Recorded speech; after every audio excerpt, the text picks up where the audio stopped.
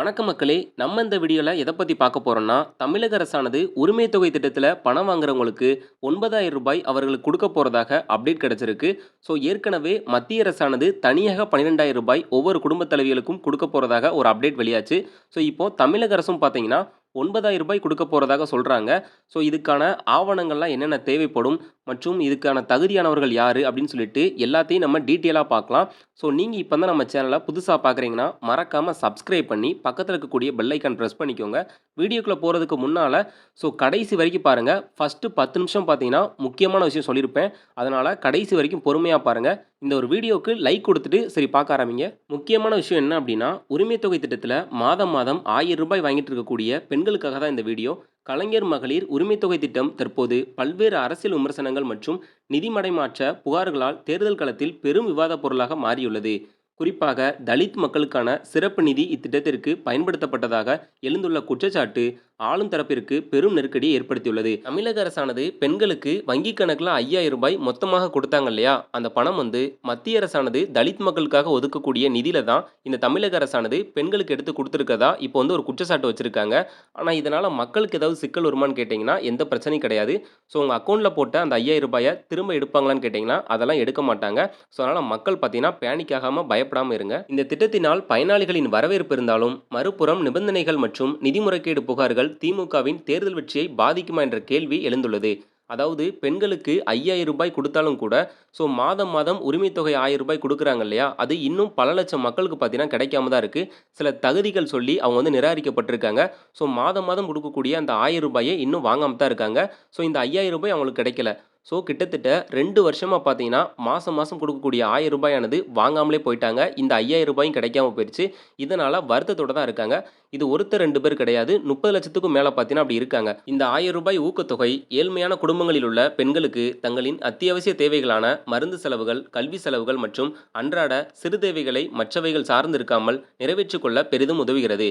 அதாவது மாதம் மாதம் பெண்களுக்கு பார்த்தீங்கன்னா காய்கறி வாங்குறதுக்கு, அதாவது குழந்தைக்கு ஃபீஸ் கட்டுறது மற்றும் அவர்களுக்கு மருந்து செலவுக்காக பார்த்தீங்கன்னா இது பயன்படுது. நிறையா குடும்ப தலைவிகள், அதாவது வறுமை கோட்டு கீழ உள்ள மக்களுக்கு பார்த்தீங்கன்னா அரிசி கூட பார்த்தீங்கன்னா ரேஷனில் வாங்கி தான் இன்னும் சாப்பிட்டுக்கிட்டு இருக்காங்க. அவங்களுக்குலாம் இந்த ரூ. 1,000 அப்படிங்கிறது பெரிய விஷயமாவே இருக்கும்.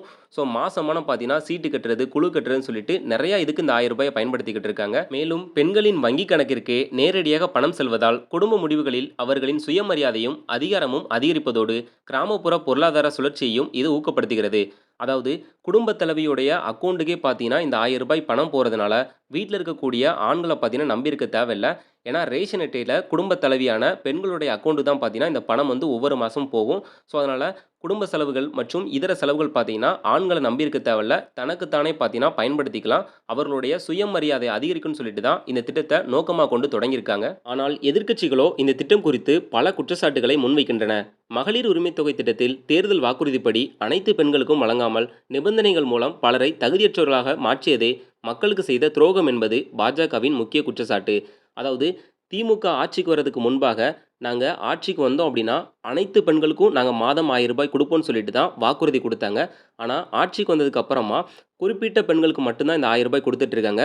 உதாரணமாக தமிழகத்தில் பார்த்தீங்கன்னா 2 கோடிக்கும் மேற்பட்ட ரேஷன் அட்டைகள் இருக்குது. இதில் எல்லா குடும்ப தலைவிகளுக்கும் இந்த ரூ. 1,000 போய் சேரதில்லை. கிட்டத்தட்ட 1,35,00,000 பேருக்கு மட்டும்தான் இந்த ரூ. 1,000 போய்கிட்டு இருக்கு. பல பேர் பார்த்தீங்கன்னா தகுதியற்றவர்களாக நீக்கப்பட்டுட்டாங்க. உண்மையாகவே அந்த பெண்களுக்கு தகுதி இருந்தும் வறுமை கோட்டு கீழே இருந்தும் இன்னும் ரூ. 1,000 வாங்காம தான் இருக்கிறாங்க. மின்சார கட்டணம் மற்றும் சொத்து வரி உயர்வு மூலம் மக்களிடையே பணத்தை பறித்துவிட்டு அதில் ஒரு பகுதியை மட்டும் உதவித்தொகையாக கொடுப்பது ஏமாற்று வேலை என்றும், தகுதி வரம்புகள் என்ற பெயரில் பல ஏழை பெண்கள் புறக்கணிக்கப்படுவதாகவும் அவர்கள் விமர்சிக்கின்றனர். அதாவது தகுதி இருந்தும் கூட நிறையா ஏழை பெண்கள், நடுத்தர வர்க்க குடும்பங்களில் இருக்கக்கூடிய பெண்களுக்கு பார்த்தீங்கன்னா இந்த ரூ. 1,000 போய் சேராமல் இருக்குது. கார் வசதி படைச்ச, சொந்தமாக பெரிய வீடு வச்சிருக்கக்கூடிய மற்றும் கவர்மெண்ட் ஸ்டாஃப்ல இருக்கக்கூடிய நிறையா தகுதி இல்லாதவர்களுக்கு தான் இந்த ரூ. 1,000 போய் சேருது அப்படின்னு சொல்லிட்டு குற்றச்சாட்டு வைக்கிறாங்க. உண்மையாகவே தகுதி இருக்கக்கூடிய பெண்களுக்கு பார்த்தீங்கன்னா மறுபரிசீலனை செஞ்சு இந்த ரூ. 1,000 கொடுக்கணும் அப்படிங்கிறது தான் இவர்களுடைய கோரிக்கை. சுருக்கமாக இது உண்மையான மகளிர் மேம்பாட்டிற்கானது அல்லாமல் அரசியல் லாபத்திற்காக பயன்படுத்தப்படும் ஒரு தற்காலிக கவர்ச்சி திட்டம் என்பதே அவர்களின் வாதமாக உள்ளது.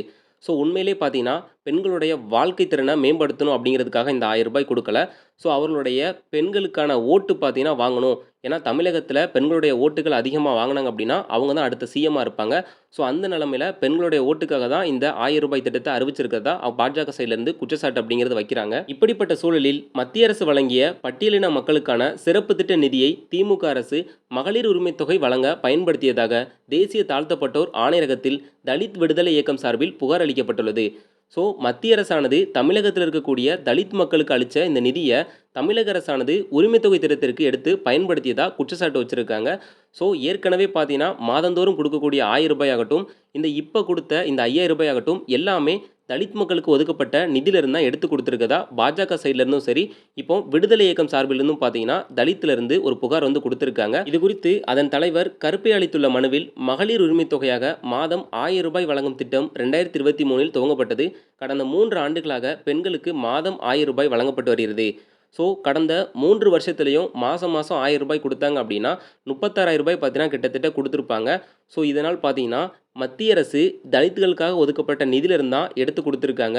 ஸோ ஒரு குடும்பத்துக்கு ரூ. 36,000 போகுது அப்படின்னா ஒட்டுமொத்த தமிழகத்துக்கும் பார்த்தீங்கன்னா எவ்வளோ தூரம் நிதி போயிருக்கும். ஸோ இது எல்லாமே தலித் மக்களுக்கு போய் சேர வேண்டிய நிதியை தமிழக அரசானது அவங்க சுயலாபத்துக்காக பயன்படுத்துகிறதா ஒரு குற்றச்சாட்டு அப்படிங்கிற மாதிரி வைக்கிறாங்க. இதற்கான தமிழக அரசு தனியாக நிதி ஒதுக்காமல் பட்டியல் பழங்குடியின மக்களுக்காக மத்திய அரசு வழங்கிய சிறப்பு உட்கூறு திட்ட நிதியை பயன்படுத்தியுள்ளது.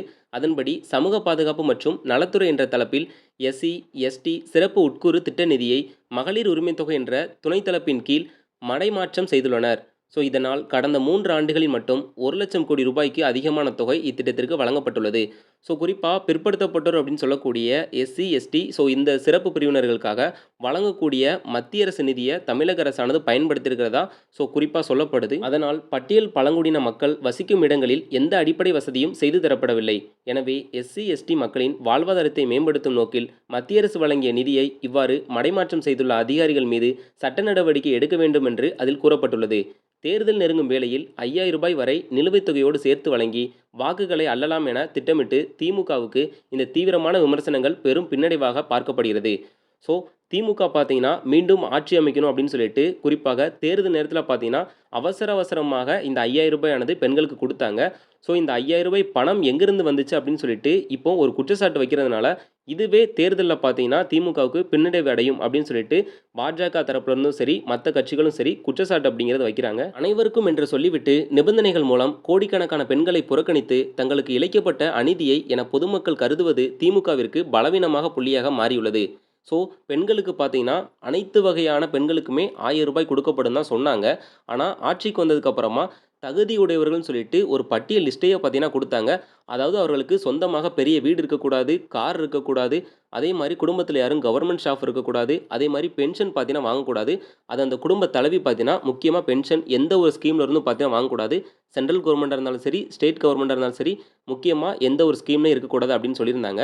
ஸோ அதனால் பல லட்சம் பெண்களுக்கு பார்த்தீங்கன்னா இது கொடுக்காம போயிட்டாங்க. ஒரு புறம் நிதி நெருக்கடியை சமாளிக்க அரசு திணறினாலும் மறுபுறம் இந்த திட்டத்தை சுற்றியுள்ள அதிருப்தியும் வாக்குறுதி மீறல் என்ற குற்றச்சாட்டும் தேர்தல் களத்தில் அக்கட்சி ஒரு பெரிய சவாலாகவும் அதிர்ச்சியாகவும் உருவெடுத்துள்ளது. ஸோ என்னதான் குற்றச்சாட்டு அப்படிங்கிறது வச்சாலும் திமுக அடுத்து மகளிர் உரிமை தொகையாக ரூ. 2,000 உயர்த்த போகிறது சொல்லிட்டாங்க. ஸோ இதை தாண்டி நகைக்கடன் தள்ளுபடி எப்போ வரும்னு சொல்லிட்டு எதிர்பார்ப்போடு இருக்காங்க.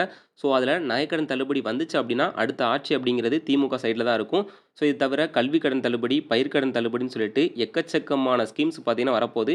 பெண்களுக்கு பணமழை இந்த தேர்தலுக்கு முன்பாகவே பொழிய போகுது அப்படின்னே சொல்லலாம். இவ்வளோ நேரமாக தமிழக அரசானது ரூ. 9,000 கொடுக்க போகிறதா சொன்னாங்களே, அது எந்த ஸ்கீம் மூலியமாக கொடுக்க போகிறாங்க, யாருக்கெல்லாம் கொடுக்க போகிறாங்க அப்படின்னு வெயிட் பண்ணிட்டு இருந்திருப்பீங்க.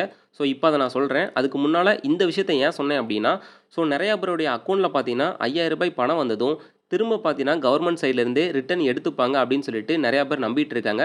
அதனால் உடனடியாக பார்த்தீங்கன்னா வங்கிகளில் போயிட்டு குவிஞ்சு பணத்தை பார்த்தீங்கன்னா உடனே எடுத்துக்கிட்டு இருக்காங்க. அதில் அப்படிலாம் கிடையாது. பணம் பார்த்தீங்கன்னா உங்களுக்கு தேவைப்பட்டால் நீங்கள் எடுத்துக்கோங்க, இல்லைனா நீங்கள் சேவிங்ஸில் அப்படியே அந்த பேங்க்லேயே ரூ. 5,000 போட்டு வச்சுக்கோங்க.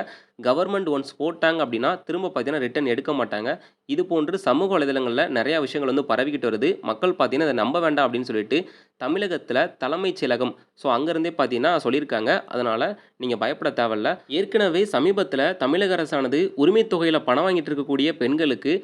5,000 மொத்தமாக வர வச்சாங்க. அதில் ரூ. 3,000 பார்த்தீங்கன்னா பிப்ரவரி, மார்ச், ஏப்ரல்னு சொல்லிட்டு 3 மாசத்துக்கான தவணை பணமும், அதே மாரி கோடைக்கால சிறப்பு தொகையாக ரூ. 2000 சேர்த்து மொத்தமா ரூ. 5000 பெண்களுடைய வங்கி கணக்குல வரவு வச்சாங்க. ஸோ இத தாண்டி பார்த்தீங்கன்னா, பொங்கலுக்காக குடுத்த இந்த ரூ. 3000 பணம் பார்த்தீங்கன்னா, நேரடியா உங்களுடைய கைகளுக்கே வந்திருக்கும். ஸோ இத தாண்டி அந்த மாதம் ஜனவரி மாசத்துக்கான ரூ. 1000 உரிமை தொகையும் பார்த்தீங்கன்னா வந்திருக்கும். மொத்தமா ரூ. 9000 குடுத்துருக்காங்க. இருந்தாலும் இந்த முடிஞ்சு பார்த்தீங்கன்னா 2 மாசத்துக்கு மேல ஆகுது. இதுல நெறைய பேருக்கு பார்த்தீங்கன்னா, இன்னும் வாங்காமலே இருக்காங்க.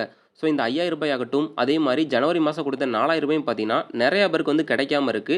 ஸோ இதுல நெறைய பேர் பார்த்தீங்கன்னா, இன்னும் ரேஷன் கார்டே புதிதாக அப்ளை பண்ணாம இருக்காங்க. ஒரே ரேஷன் கார்டுல கூட்டு குடும்பமா வாழ்ந்துட்டு இருப்பாங்க. அவர்களுக்கு பார்த்தீங்கன்னா, மத்திய அரசு மற்றும் மாநில அரசு குடுக்கக்கூடிய எந்த ஒரு சலுகையுமே கிடைச்சிருக்காது.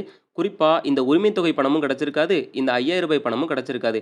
ஸோ அதனால நீங்க தனியா அப்ளை பண்ண போறீங்க அப்டின்னா, குறிப்பா என்பிஹெச்ஹெச், பிஹெச்ஹெச், ஏஏஒய் ஸோ இந்த 3 வகையான ரேஷன் அட்டையில ஏதாவது ஒண்ணு அப்ளை பண்ணிக்கோங்க.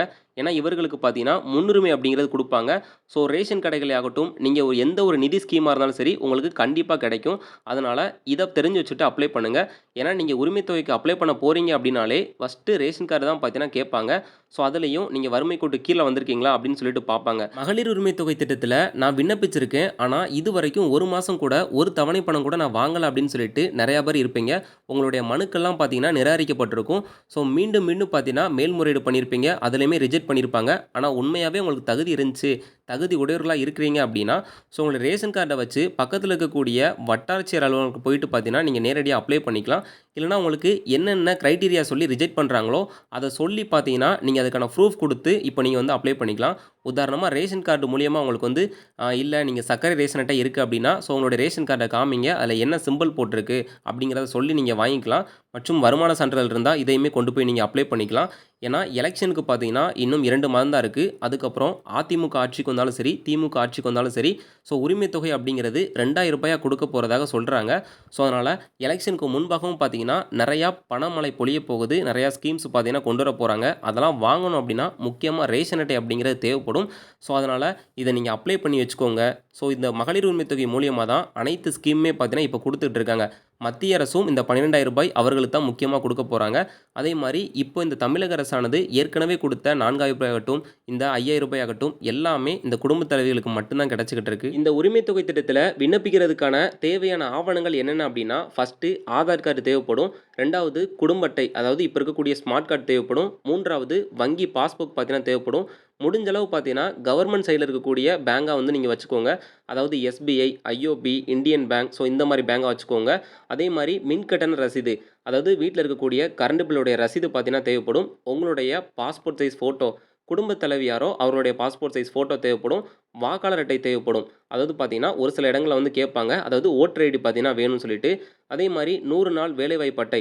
ஸோ நெறைய பேர் பார்த்தீங்கன்னா, வேலைக்கு போயிட்டுருப்பாங்க. அவர்கள் வந்து சமர்ப்பிச்சா போதும். சிட்டி சைடுல இருக்கீங்க அப்படின்னா, உங்களுக்கு அந்த ஸ்கீம்ல பார்த்தீங்கன்னா, இந்த அட்டை வந்து தேவைப்படாது. இந்த உரிமை தொகை ரூ. 1000 பணம் வாங்குறதுக்கு சில முக்கிய தகுதிகளும் வேணும் அப்படின்னு சொல்லியிருக்காங்க.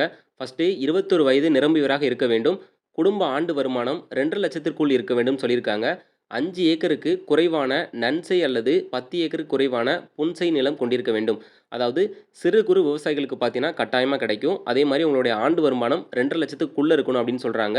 ஸோ 21 வயசு அப்படிங்கிறது நிரம்பி இருக்கணும். ஆதார் எண் மற்றும் வங்கி கணக்குடன் மொபைல் எண் கண்டிப்பாக இணைக்க வேண்டும். அதாவது உங்களுடைய ஃபோன் நம்பர் ஆதார் எண்ணுடைய இணைஞ்சிருக்கணும். அதே மாரி பேங்க் பாஸ்புக்லயும் பார்த்தீங்கன்னா இணைஞ்சிருக்கணும். விண்ணப்பங்களை உங்கள் பகுதியில் நடக்கும் உங்களுடன் ஸ்டாலின் முகாம்களில் அல்லது இ-சேவை மையங்கள் மூலமாக சமர்ப்பிக்கலாம். ஸோ அதாவது மாசம் மாசம் பார்த்தீங்கன்னா, முகாம்கள் வந்து இதுக்காக போட்டுக்கிட்டு இருக்காங்க. அங்க போயிட்டு நீங்க வந்து இந்த ஃபார்ம் ஃபில் பண்ணி குடுக்கலாம்.